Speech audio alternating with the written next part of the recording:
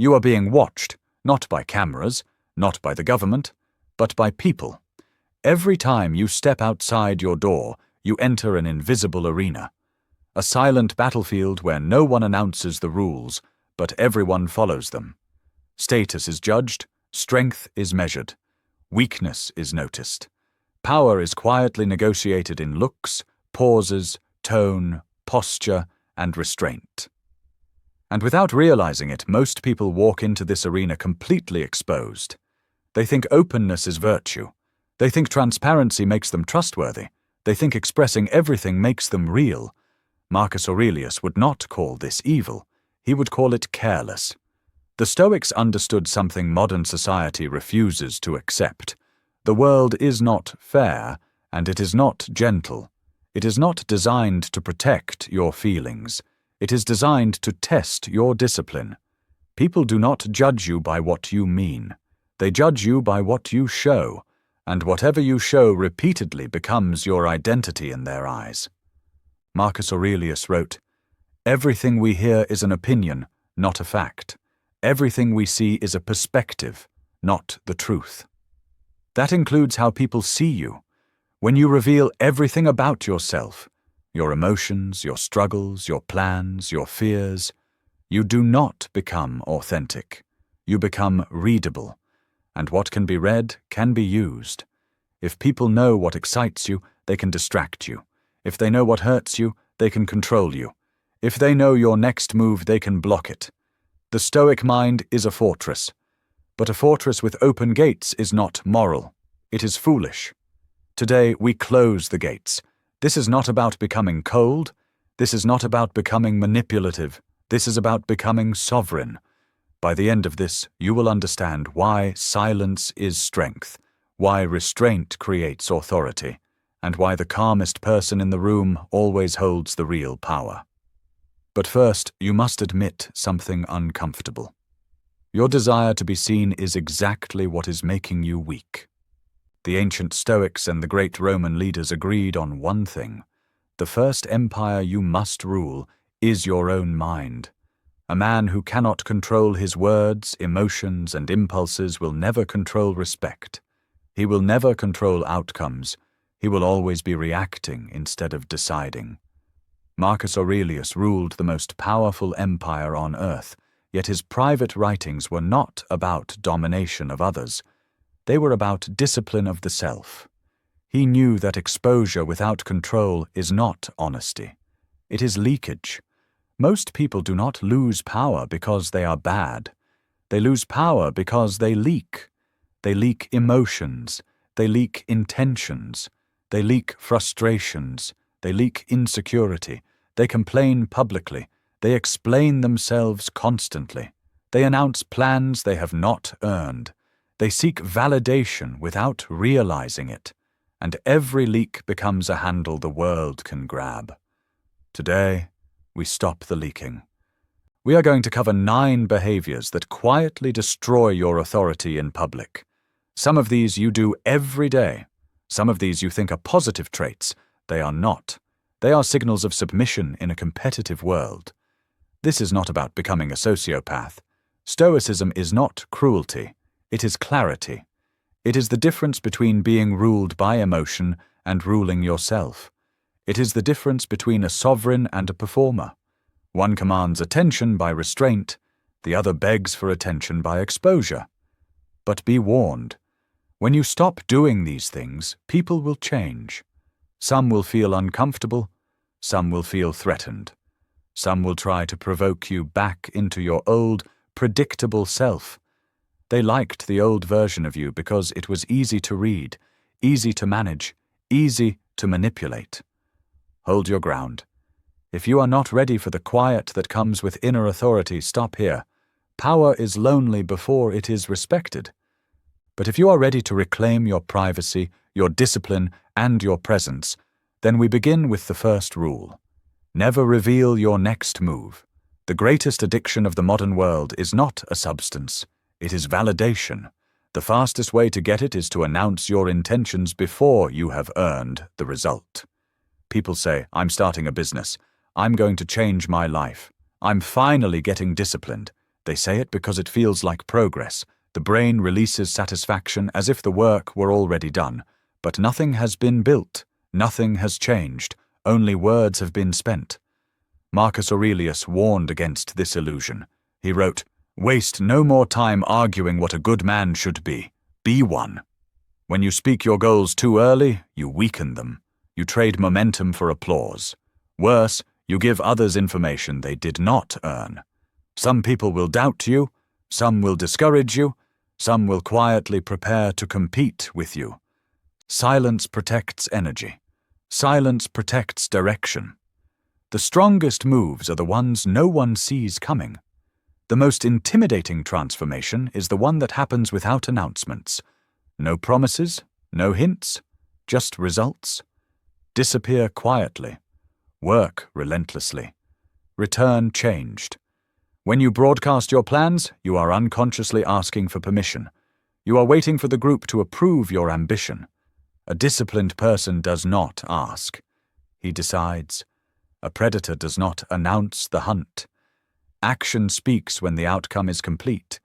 If you want to be taken seriously, speak less about the future and let the present show effort. Let people speculate. Let them guess. Their imagination will always exaggerate your power more than your words ever could. Mystery is not deception. It is protection. And protection is the foundation of power. Complaining feels natural, it feels honest, it feels like relief. But in the arena of human judgment, complaining is not seen as honesty. It is seen as helplessness.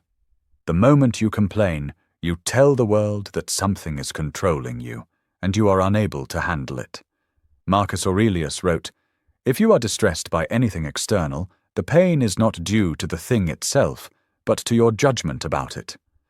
When you complain aloud, you are announcing that your judgment has collapsed. You are declaring yourself a victim of circumstances. People may listen, they may nod, they may even offer sympathy. But internally something shifts. Respect drains quietly. Strength attracts people. Misery repels them. Not because they are cruel, but because weakness reminds them of their own fears. Leaders do not complain. They adapt or they endure. There is no third option. This does not mean you bury emotions until they poison you. Stoicism does not demand emotional death. It demands emotional discipline. You choose where and with whom you release pressure. A trusted mentor, private reflection, solitude, never the public stage. In public, you carry yourself with composure. Even when things are falling apart internally, your external posture remains steady. This is not pretending. This is containment. And containment is power. When someone asks, "How are things going?" say less. Say, "I'm handling it," or "I'm moving forward." Those few words communicate stability without exposure. Suffer if you must, but suffer with dignity. Never lose your temper. Anger feels powerful, but it is one of the clearest signs of inner weakness. If another person can hijack your emotions, then they control you. A man who loses his temper in public is not intimidating, he is predictable. Marcus Aurelius wrote, "The best revenge is not to be like your enemy." When you explode, you reveal your triggers. You show the world exactly which buttons to press to destabilize you. Silence is far more threatening than shouting. A person who stays calm when provoked creates psychological pressure. Others expect a reaction. When it does not come, they become uncomfortable. They start doubting themselves. When anger rises, pause. Do not speak. Do not act. Let the moment pass through you without expression. This pause is not weakness. It is command. The person who controls their nervous system controls the interaction. The person who cannot will always be at the mercy of those who can. Never apologize when it is not necessary. We live in an age of constant apology. People apologize for speaking, for disagreeing, for existing. This behavior appears polite, but it signals low status. An apology is an admission of fault.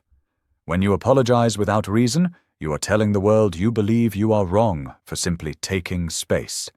Marcus Aurelius believed in responsibility, not self-erasure. Apologies should be rare, precise, and sincere. They are for real mistakes, not for normal human presence. Replace unnecessary apologies with grounded statements.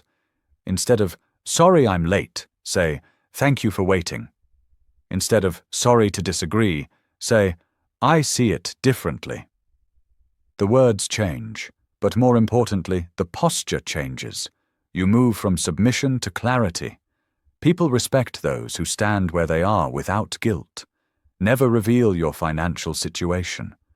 Money exposes vulnerability faster than almost anything else. If people believe you are struggling, they treat you with pity or avoidance. If they believe you are wealthy, envy begins to grow. And envy is dangerous. Marcus Aurelius ruled an empire, yet lived simply. He understood that true power does not need display. Display invites comparison, and comparison breeds resentment. If you show lack, people distance themselves. If you show abundance, people begin to plot. The safest position is financial ambiguity. Appear stable, appear orderly, appear intentional. Do not broadcast desperation, and do not advertise success. Let people assume you are doing well, but never know how well. Your finances are private for a reason. They are not a story. They are a tool. Never gossip or speak badly about others. Gossip feels like bonding, but it is actually reputation suicide. When you speak badly about someone who is not present, the listener does not trust you. They assume you will speak badly about them too. Marcus Aurelius wrote, "How much time he saves who does not look to see what his neighbor says or does." Stoic focus is inward, not outward. Gossip also leaks information. Information is power. When you give it away casually, you weaken yourself. A disciplined person listens more than they speak. They collect information without contributing to noise. Become a vault. Let people talk. Let them reveal themselves. Say little. This creates unease. People sense that you know more than you say, and that uncertainty gives you leverage. Never attack enemies with words. Words reveal obsession. Action, done quietly, ends the matter. Never explain your philosophy. There is a temptation, especially when you are improving yourself, to announce your beliefs, to explain your discipline, to defend your moral code. This is a mistake. Marcus Aurelius wrote, "Waste no more time arguing what a good man should be. Be one." When you explain your values, you invite scrutiny. People wait for you to fail so they can call you a hypocrite. By announcing your standards, you give others a measuring stick to beat you with. You also trap yourself into rigidity. Life requires flexibility. Public declarations remove it. Live your philosophy silently. Let your behavior create curiosity. When people ask why you are calm, why you are consistent, why you are disciplined, then and only then offer a brief answer. Your life is the argument. Your words are unnecessary. Never seek approval or validation. This is the root of nearly all weakness. The desire to be told you are doing well. The hunger for praise. The need for agreement. Marcus Aurelius did not rule by applause, he ruled by judgment. He listened, but he decided alone. The person seeking approval is always lower in the hierarchy than the one granting it. When you fish for compliments, change opinions to fit the group, or watch faces for reactions, you hand over control of your self-worth. When you stop trying to impress people, something strange happens. They start watching you. They start adjusting to you. Validation flows upward, not downward. Measure yourself privately. Did you act with discipline? Did you follow your principles? Did you control your reactions? Praise and criticism are the same tool used differently. Both attempt to move you. Become immune to both. Never reveal your vulnerability or your shadow. Modern culture praises public vulnerability. It calls it courage. Stoicism calls it unguarded exposure. There is a place for vulnerability, but it is not public. It is with those who have earned access to your inner world. The arena is not a place for open wounds. Marcus Aurelius believed inner work is done in private. Reflection, healing, and correction happen away from the crowd. When you expose trauma, fear, and insecurity publicly, you provide others with a blueprint to control or hurt you. People do not respond to vulnerability with fairness. They respond with hierarchy. When blood is in the water, predators do not feel empathy. They feel opportunity. Heal privately. Integrate your weaknesses in silence. When you step into public view, you wear composure, not confession. Scars can teach. Open wounds invite attack. If you stop doing these things, something will change. The noise around you will decrease. You will speak less, explain less, react less. People will notice. They will ask if something is wrong. They will try to pull you back into your old patterns. Do not give in. The old version of you was easy to read, easy to manage, easy to influence. The new version is not. In that quiet, something powerful begins to form. Presence, gravity, authority. You begin to see more because you are no longer performing. You observe instead of reacting. You notice how others seek approval, how they leak emotion, how they give themselves away. And once you see the game clearly, you can no longer be played by it. Marcus Aurelius did not teach restraint to make people cold. He taught it to make them free. Free from impulse, free from manipulation, free from noise. But this leads to a final and dangerous truth. When you seal the gates to the outside world, you are left alone with your own mind. And for most people, that is the hardest battle of all. When you remove these 9 behaviors from your life, a strange silence appears. Not the peaceful kind at first, but an uncomfortable one. You speak less, you explain less, you react less. And because of that, the world starts to push back. People will ask what is wrong with you. They will say you have changed. They will try to provoke you. They do this because the old version of you was predictable. The old version reacted on cue. The old version gave away emotions, intentions, and explanations freely.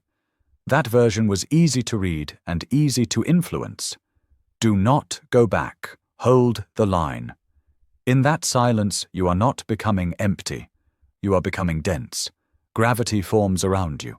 The less you leak, the more weight your presence carries. People begin to adjust their behavior around you because they cannot read you anymore. You are no longer broadcasting your thoughts. You are observing. Marcus Aurelius wrote, "You have power over your mind, not outside events. Realize this, and you will find strength." When you stop reacting to everything around you, you reclaim this power. You are no longer pulled by praise or pushed by criticism. You move by judgment, not impulse. This is when clarity begins. You start seeing the strings on people. You notice how desperately they seek approval, how quickly they reveal their insecurity, how often they perform instead of act. When you are no longer part of the noise, the patterns become obvious, and once you see the game, it loses its power over you. But this is where the real battle begins. When the external noise fades, the internal noise gets louder. Most people stay distracted their entire lives to avoid this moment. They fill their days with stimulation, validation, conflict, and drama because silence forces confrontation with the self. Marcus Aurelius spent nights alone writing to himself, not for praise, not for publication, but for discipline. He understood that ruling others is easy compared to ruling the mind. When you are alone with your thoughts, there is no audience, no applause, no excuses. There is only you and your character. This is where sovereignty is forged. You will hear doubt. You will hear fear. You will hear old stories about who you are and what you deserve. Do not argue with these voices. Observe them. Thoughts are not commands. Emotions are not orders. They rise, they fall, they pass if you let them. Marcus Aurelius wrote, "The soul becomes dyed with the color of its thoughts." Guard them. Do not allow chaos to live rent-free in your mind. Create order internally, and the external world loses its power to disturb you. This does not mean withdrawal from life. It means engagement without attachment. You act fully, but you are not enslaved by outcomes. You do your work, but your identity is not tied to applause. You face hardship, but you do not collapse under it. This is what it means to wear armor without hatred. You do not become cruel. You become precise. You do not become cold. You become steady. You do not disappear. You become hard to disturb. As your internal discipline strengthens, people will feel it. They may not be able to explain it, but they will sense your presence. Conversations slow down around you. Words become more careful. Tests become fewer. Not because you demand respect, but because your self-command creates it naturally. This is the paradox of power. The less you seek it, the more it appears. Marcus Aurelius ruled without theatrics, without shouting, without begging loyalty. His authority came from consistency, restraint, and inner alignment. He did not need to perform strength. He embodied it. And now comes the final realization. A fortress is useless if the king inside is chaotic. You can hide your plans, you can guard your emotions, you can master silence. But if your mind is undisciplined, you will still sabotage yourself in private. You will still drift. You will still react internally, even if you appear calm externally. This is why Stoicism begins and ends with self-rule. Set a code. Simple, clear, personal. Follow it even when no one is watching. Especially when no one is watching. Do not measure yourself by comfort. Measure yourself by alignment. Ask yourself each day, did I act according to reason? Did I control what was mine to control? Did I waste energy on things beneath me? When you live this way, fear shrinks. Desire loses its grip. External chaos becomes background noise. You stop needing permission. You stop needing approval. You stop needing to explain yourself. You move through the world composed, contained, and deliberate. Not loud, not flashy, but undeniable. This is not about dominating others. It is about mastering yourself so completely that no one else can dominate you. The world will remain noisy. People will continue to perform, complain, expose, and beg for attention. Let them. Be the one who stands still, be the one who watches, be the one who keeps their mind guarded and their actions intentional. Because true power does not announce itself. It does not explain. It does not ask. It simply acts. And when it does, the world adjusts. If you are serious about mastering yourself, subscribe. This channel is not for entertainment. It is for command. Like the video if you believe silence is strength. Share it with someone you respect enough to make uncomfortable. Power grows when discipline is shared.